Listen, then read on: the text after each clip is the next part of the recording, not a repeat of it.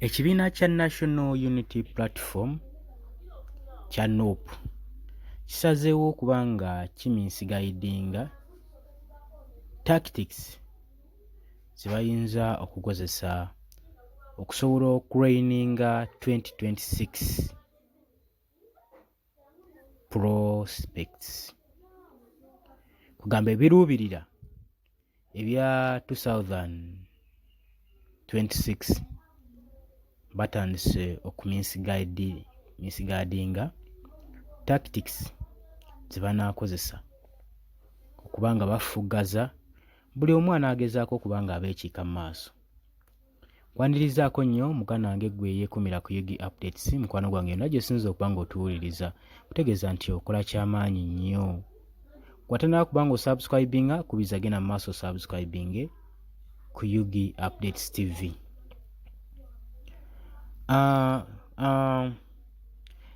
Ne Electoral Commission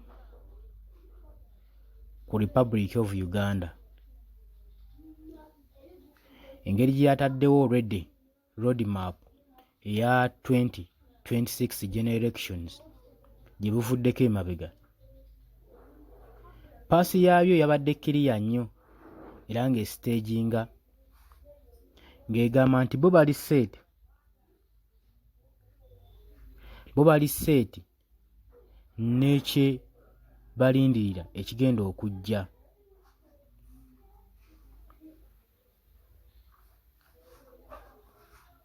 Bagaba bagenda teekawo democratic contestation basobole okuba nga badetermininga political futures n'obukulembeze mu Uganda mu piriyodi ya 2026 to 2031. Kitongole kya Electoral Commission wekityo ekibuddeyo ne kigamba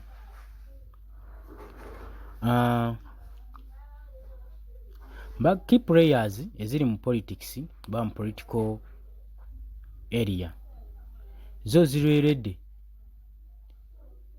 bali ready n'okuba nga benganga positions nga bo buli omu n'ekifo kyagala okubeeramu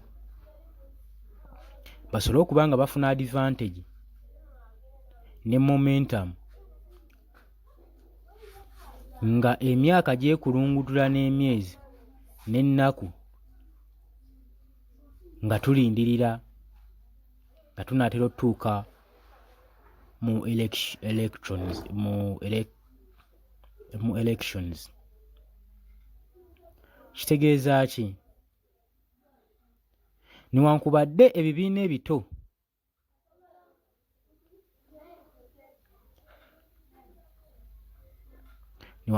ebibiina ebito bye bikulembeddemu oppositions parties mu parliament nabyo byawadde commands zaabyo majority mu ba opposition members. Mu August kiteereeza okuba nga wabaddewo okuflatinga n'okuluzinga traction nga we balindirira akalulu ka general election aka 2026.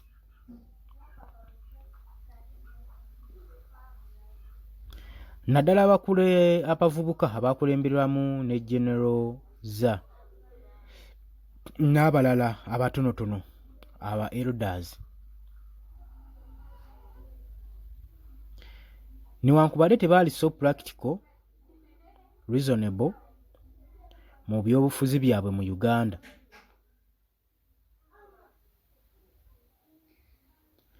naye nga abavubuka bano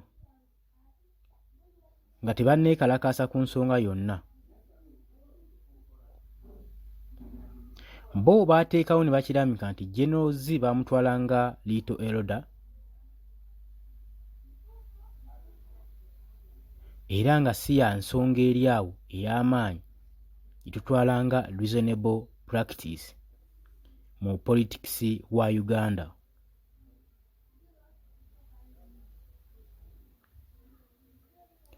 Naye nga omulamu omukulu njagadde mba briefingemu ku bize bigenda mu maaso. Naye nga omulamu omukulu wenjagadde obbaleeta, lwaki ekibiina kya National Unity Platform omulundi guno kiringa ekifulaatinga?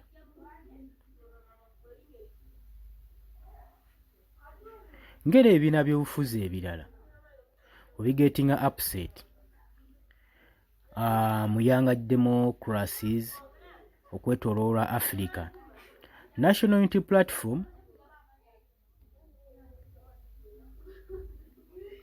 yakozesebwanga tool obanga elementi yonna mu state okusobola okuba nga balwanyisa political entities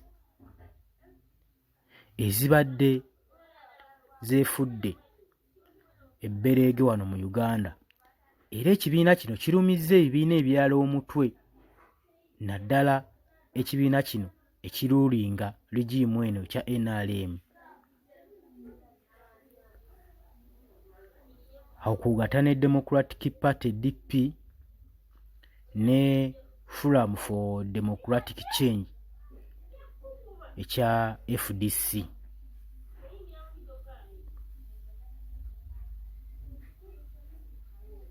Bano abayitibwanga ba foot soldiers, be tuyita ba foot soldiers,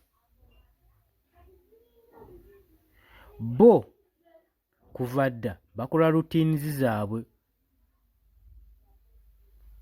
okusobola okulaba nga bakulembera opposition parties ne figures. Oyo yenna gwe baagala oba gwe bateebereza okuba nga ali nabo mu struggle, bo gwe bagenda nabo.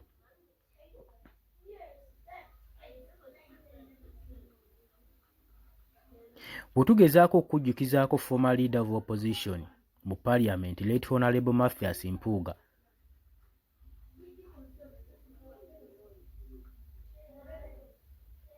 ono gwe tutwalanga political soiree nga ye mu minisita ne mu Bwakabaka bwa Buganda, wekyamuwa title nga ow'ekitiibwa, era National Unity Platforms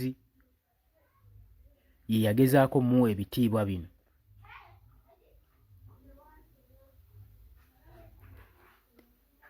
We yamala okusaavinga mu National Unity Platform nga Vice President for Culture Buganda,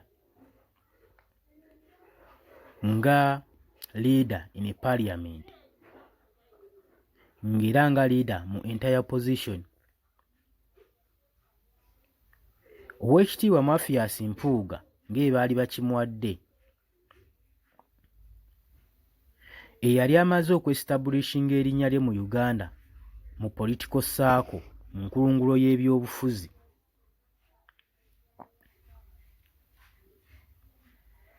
Naddala mu opposition yamaze dda okubanga ajjayo erinnyo mu political, mu democratic parties. Kaakati ekibiina kino tugenze maaso nekiranga kiwanika bannabyabufuzi bangi, ekibawa ebitiibwa ne kibateeka ne ku level gye batabeerangako.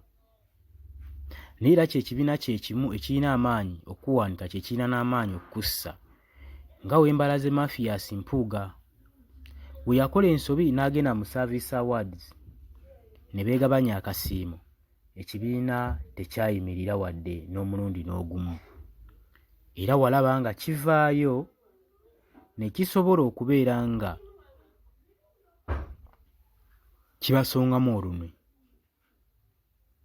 Era ssaawa zino bannabyabufuzi abamu omuli Obedi Bwanika, Mathias Mpuuga, omuli omukyalo ono ow'Emityana,